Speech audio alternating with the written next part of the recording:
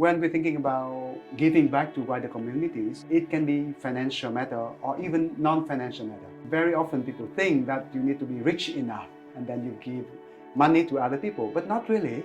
We can give our experience, our advice to other people. Vietnam, we have a rich experience, rich history as well. I think everybody in the world already known. Moving forward, how Vietnam we can prepare and how we can ready to step up and take up all the global opportunities. That is our key focus. Recently, during the last 10 years, Vietnam has transformed a lot. We focus on human capital development. We need to make sure our people to be equipped with the relevant skill sets. You need to believe that you can do something. Let's start with a tiny step. And you need to believe in yourself. Don't let other people, that different point of view stop you from doing the good things. Okay? Always believe in you and yourself that you can do, and together we can support you. Together we can move for a better world. How are you, man? I'm well. Are you feeling nervous? Not really. Yeah, I'm excited. Yeah, I'm also looking forward. And is it the first time you are appearing on any podcast mic? Not really. I have done some before, but the first time with Global Peace Chairs. Okay, let me tell you hello and welcome to all of you at the Glowcast Podcast channel. So we are here at UK after the second day of a Global Peace Chain conference, and now we are going to start the podcast series with our different delegates. And first delegate from Vietnam. Vietnam. And yes. Your name is, please introduce yourself a little bit. Thank you for Fozan. Yeah. Fozan. My name is Duong Pham from Vietnam. Welcome. I'm so glad to be here with you. Yeah, in London. So is it the first time you are attending any conference, or you have been before too? As I mentioned with you, the first time with Global Peace Chains, but previously I have attended a number of global international forum and conference as well. What is the main motive behind that, attending that? What is the main motivation behind attending these conferences? And what do you suggest and recommend that why one should attend the conferences like these? Okay. For me, there are two key reasons for me to join this conference. The first one, I really want to understand more about the leadership development. I'm doing my doctorate degree in leadership development. And secondly, I want to support the young generation and how I can give back to the wider community. Oh, that is very important. It's my life purpose. So when I know there is a conference in London, particularly is organized by Global Peace Chains, I decided to apply, and fortunately, I got assistance through the social media campaign. Oh, that's why I'm here in London with you. So you are on the scholarship. You are partially funded. I heard that. Yes, it is, and I'm please tell that experience and the whole process which you followed, because so many people are also want to join and want to earn that partially funded or fully funded or any scholarship. So what was the process you followed? I know. There's many people in my country and people within my network from all over the world. They ask me how they can apply for Global Peace Chain scholarship, fully fund, partially fund, and to name a few. And then I share with them, how I went through all the different routes and how I was selected. So they keep asking me, how they can join in the future and how they are selected.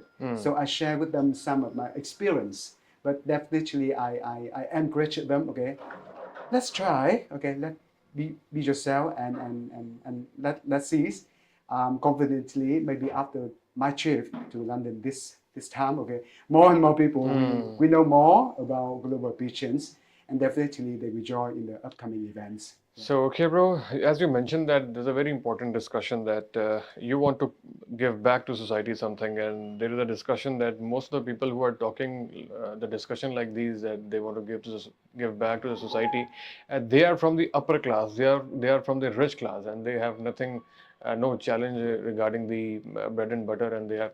So is it important to think like that they should earn some money, they should have some peace of mind, or anybody can think like that?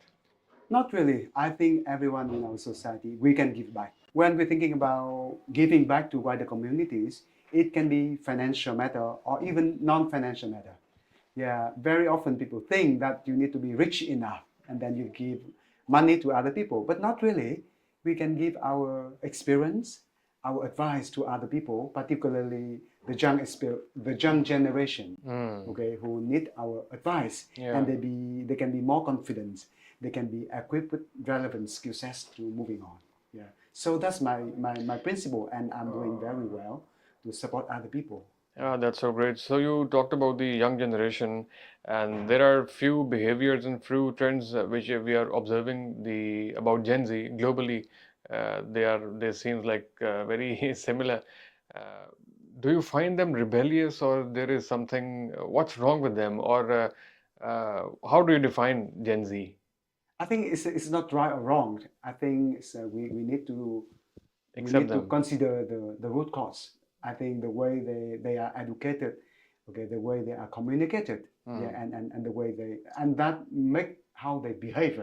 So now I think then the new generation, they are very different from the previous one. Yeah, exactly. Even very different from my generation. Mm. But the point here is it's not about different. How we can bring all people together. We need to understand them. We need to support them, and we need to utilize their advantage. They are tech savvy. They are very, vocal, and they are willing to do more. So how we can bring them to join the global, workforce. Yeah. Yeah. So we should positively think in that way, rather than we separate from generation to generations. So, bro, as you know, that Vietnam has a rich history of resilience and peace building. How do you think your country experience can inform global peace building initiatives? In fact, Vietnam, we have a rich experience, rich history as well. I think everybody in the world already known. But I think that moving forward, how Vietnam we can prepare and how we can ready to step up and take up all the global opportunities. That is our key focus. Okay. Recently, during the last 10 years, Vietnam has transformed a lot. We focus on human capital development. We need to make sure our people to be equipped with the relevant skill sets. Focus on AI technologies and ability to work with different people from different cultures. Secondly, we focus on building the technology solutions. And the third one is about our investment in supporting Vietnam to become the financial center. That is Okay. one of our commitment, yeah, to support our workforce. Thank you so much. That's great. Any last message you want to give you to our audience and especially youngsters, please? I think to young generation, okay, let's try, because it's great opportunity for me with the global peace chain. I'm having a great time here in London, and I'm sure you need to believe that you can do something. Let's start with a tiny step, Yeah. and you need to believe in yourself. Yeah. Don't let other people, that different point of view stop you from doing the good things. Okay. Always believe in you and yourself that you can do, and together we can support, together we can move for a better world. Yeah. Thank you so much, bro. Thank you so much. Thank you very much. Yeah, for this. Yeah.